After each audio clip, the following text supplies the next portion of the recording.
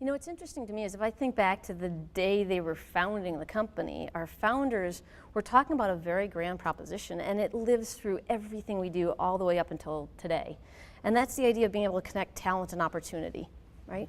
At a massive scale, at the scale that we're now seeing play out. And so there was never a point in the company's history where we had started saying, let's solely focus on jobs and matching people who are looking for people and people who are looking for jobs. And then it got bigger. It was from day one, this broader concept of what happens when these people come together. But what I often like to say to folks is, think about what we all know intuitively about the job search process, right? Or the talent search process if you're on the other end. What are you doing?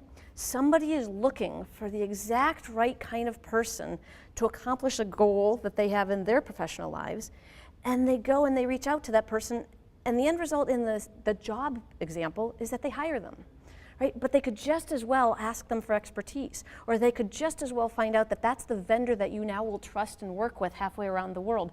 So this idea of the simple, really fundamental principle that you can find people, you can see information about them, their skills, their expertise, their reputation. Again, don't forget how important that is. This is just one that lends itself as much as anything, because when people are looking for jobs, it's when everyone wants to rally. I want to help my network. If I find people are in that transition and are looking for work or looking for their next opportunity, I volunteer myself. And so it's a very natural fit for what we aspire to do.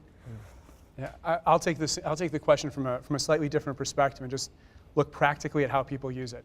You know, first of all, when you look at the statistics, in the hour that we're sitting here together, tens of thousands of people will trade links on LinkedIn.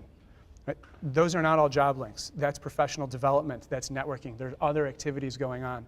I think one of the reasons why people say that is there's a good percentage of the folks out there who sink their own ship.